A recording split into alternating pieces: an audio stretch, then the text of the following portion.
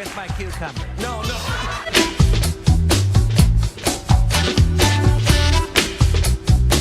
Yes, yes, yes. It's a second helping of chicken soup for the Game Show soul. Game Show Gumbo. I am your host, Cindy Seidelman. Hey, while we're taping this, a revival of one of my favorite shows is taping right now. And that is Card Sharks. Alright! We got Card Sharks back. How do you feel about that, producer person?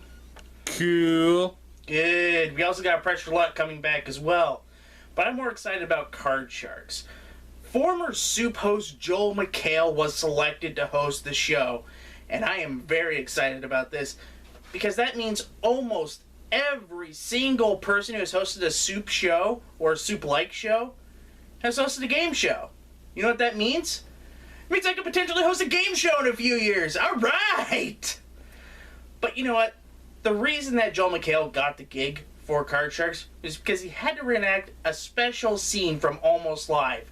Now, Almost Live was a sketch show that he did before the Soup. And we'll show off that clip later on. Also, while we're showing off the clip, we have a couple other great clips for you. And you know what? They are amazing. You know what we have? Well, we have a kid living out their dream on The Price is Right. We also have Jon Lovitz going lewd. And we also have Cat Gray going skunky. Got a baby bottle, started feeding them, and they were just pets. And that's kind of how it goes with pets. You know, I honestly wouldn't know. I've never had a pet in my life. First up, there is a note that I want to explain about Survivor. If a blindside happens to blindside a blindside, is it really a blindside or is it really just a good play? Well, we're seeing a lot of blindsides this season on Survivor. Now, let me set up the highlight. At the last Tribal Council, War Dog blindsided his best ally, Kelly Wentworth, and she went home with an idol in her pocket. Well, not really home, she went to the edge of extinction, which is a whole nother gimmick later. Now, before the Tribal Council, he coached Ron and Devins in order to try to get Aurora kicked off because she is a perceived challenge beast. Did this really happen? Or did something else happen which karma strikes? Want to play it? Now would be the time to do so.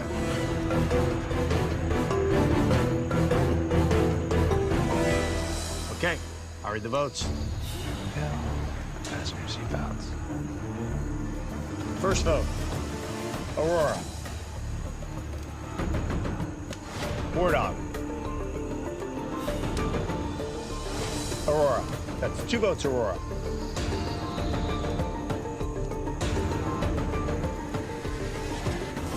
War Dog, we're tied. 2 votes War Dog, 2 votes Aurora.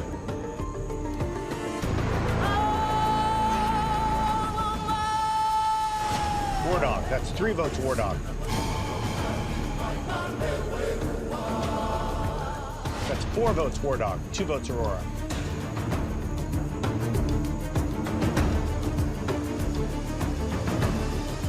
Twelfth person voted out, the 9th member of our jury. War Dog, that's 5, that's enough. Need to bring me your torch.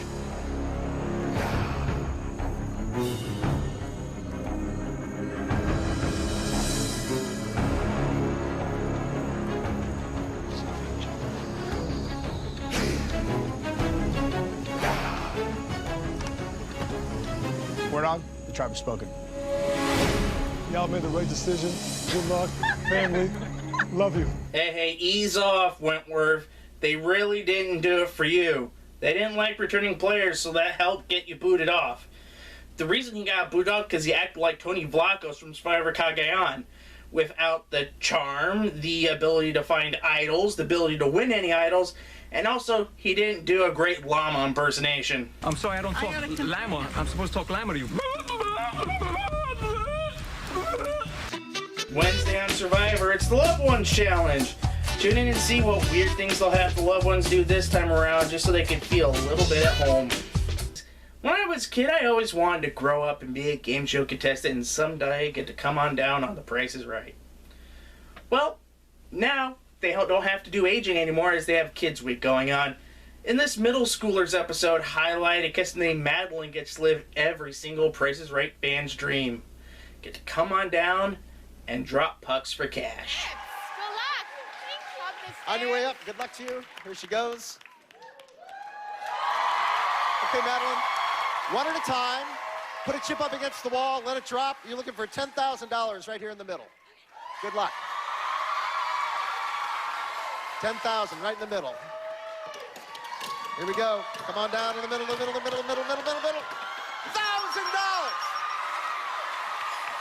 $1,000. Nice job. Next one. Here we go. 10,000 coming up. Come on, 10,000. $10,000. Wow. Wow. Wow. Do that again. I'll take one more of those. Whatever you did last time.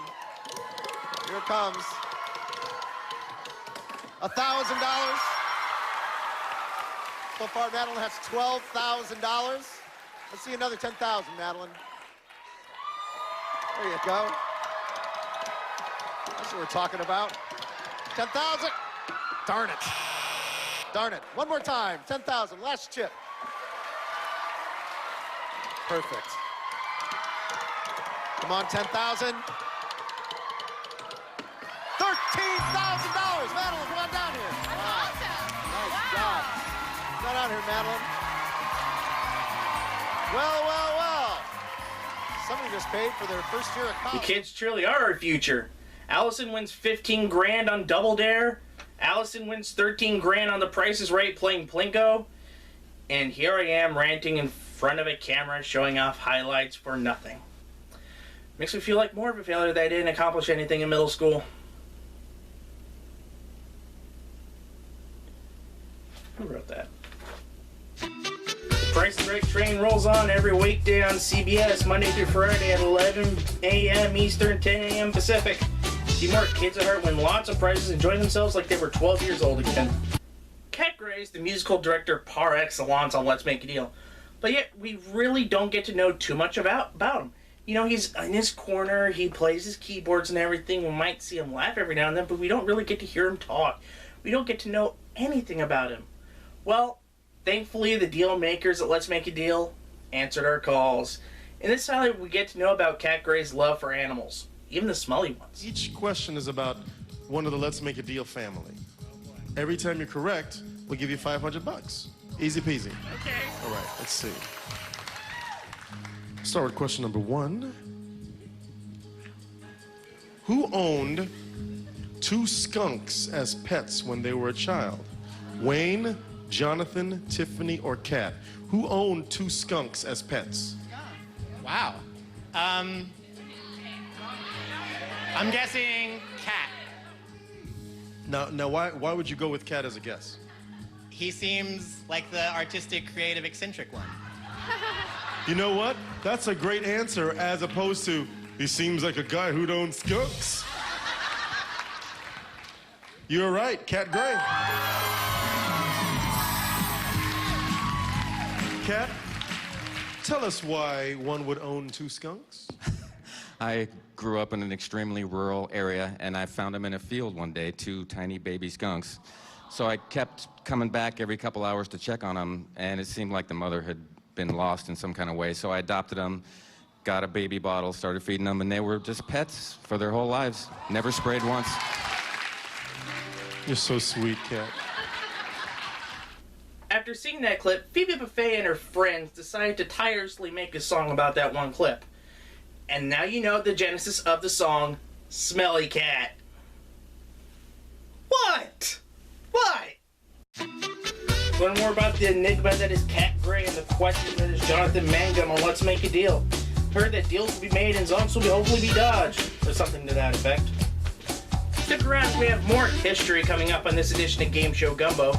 Not only that, we have Jon Lovitz talking about a cucumber that he loves so dearly. But after the break, you know what's coming up next. That special Joel McHale clip that I used in the intro. And now, Home Game Entertainment presents Great Moments in Throwdown History. Moment number 48, what California? Yeah, well, Then why the you're dig? getting jack shit. Okay. Yeah, but talk it out. You got 10 seconds. Good luck. California, Woody, California, Hoodie, California, Buggy, California, Jack, shit, California. You know what's funny? I passed by here on the bus on the way to Vegas.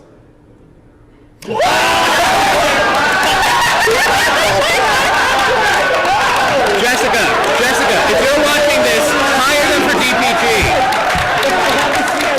I thought so too. It looks like we got a new DPG writer on Buy a Vowel boards. See more moments and come make your own at the 2019 Game Show Throwdown at the Hyde Place in Glendale, California on July 27th at noon Pacific. We'll be raising money for Extra Life, helping kids all over the country. For more information, including how to be a contestant on one of the games, head on over to homegameentertainment.com/throwdown today.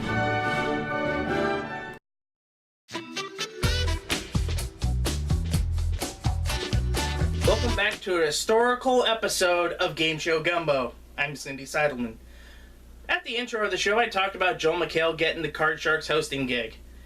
Well, before he did Card Sharks and before he did The Soup, he did a local sketch comedy show in Seattle and Tacoma called Almost Live. When trying out to be the host for Card Sharks, he was asked to recreate one magical moment from that show. We're going to show you the original moment that they were talking about. First, there was Riverdance, the ultimate celebration of Irish culture. Then came Green River Dance, the ultimate celebration of South King County culture. Next was the dazzling Lord of the Dance, starring that sweaty sensation Michael Flatley. Now, fresh from the cake-soaked pastures of Kent, comes Lord of the Green River Dance, starring that riveting machinist from Boeing's Auburn plant, Daryl Flatley. Thrilling, says Mudflap Monthly.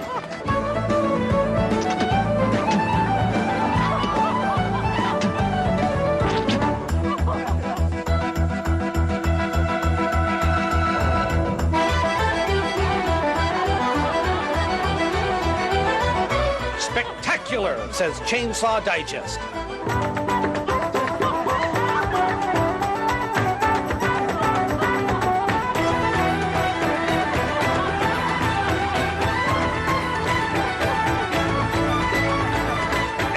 Godden of the Seattle Times raves, check out the package on Daryl Flatley. Sensuous and seductive, it's busting box office records.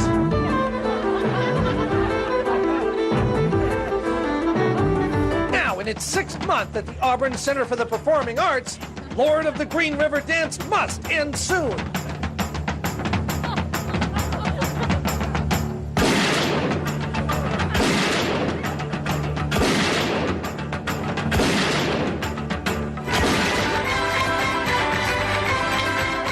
Miss the power, the passion, the perspiration of Daryl Flatley as Lord of the Green River Dance.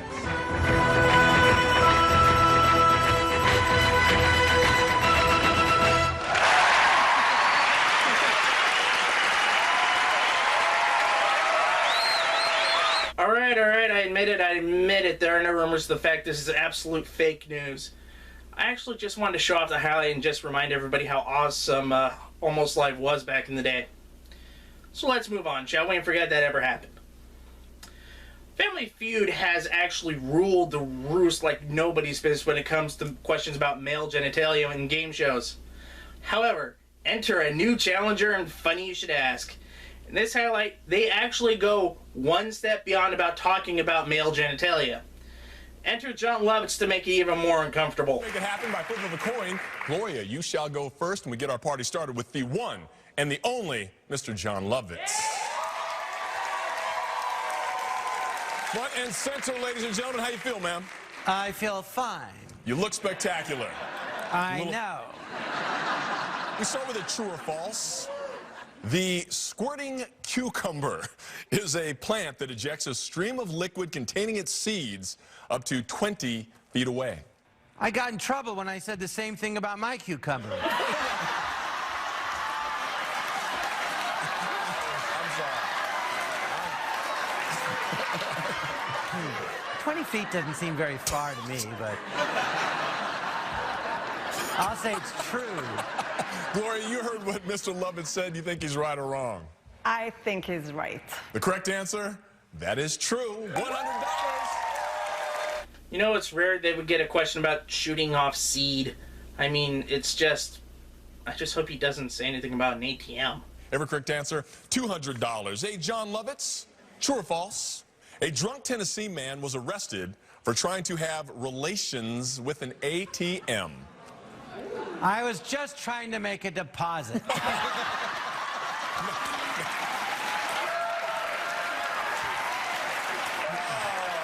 With my cucumber. No. You frighten me, Jon Lovitz, but I like it. I believe it was you, and I believe it's true. Please ignore this guy. Dion, is he right or wrong? I think he's right. The right answer, $200 true, right there. It was you. It was Lovitz. Security, get him.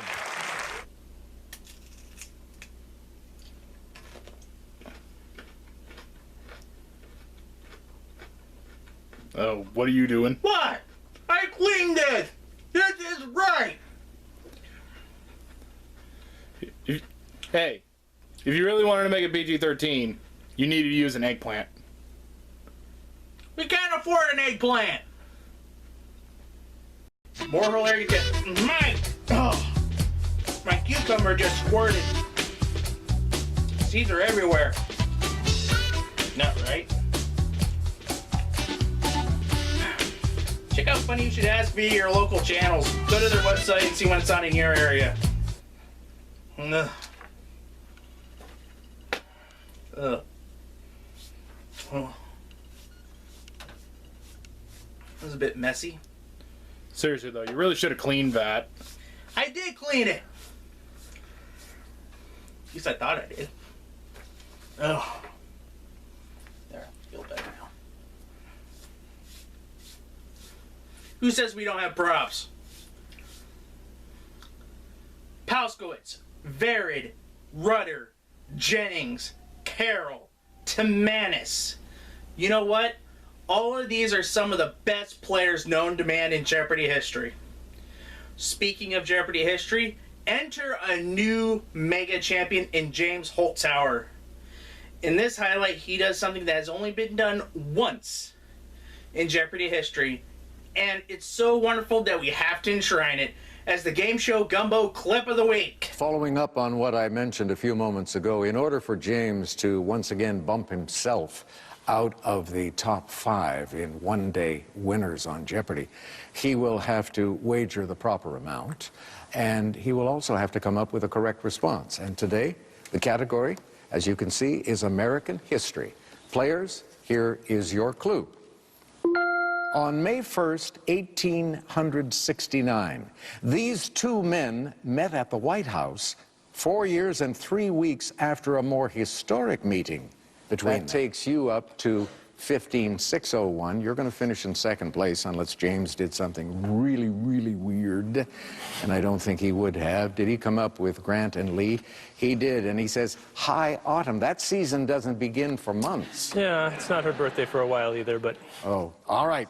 What will your total be today? You're going you're going to add 50,000. That takes you up to 118,816, and now a 14-day total of 1,061,554. The guy is amazing. While recording right now, he is still the champion on Jeopardy.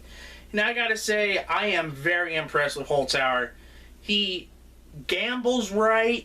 He controls the board like it's nobody's business. When he makes these big risks that he takes on Daily Doubles and Final Jeopardies, they really pay off. And I gotta say, I don't think anybody's gonna knock him down anytime soon. So how far will James Holtzhauer go on Jeopardy?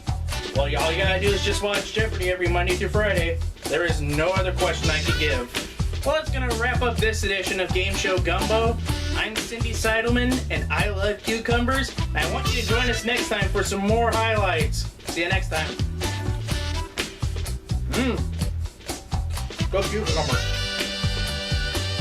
You still really should have cleaned that. Shut up.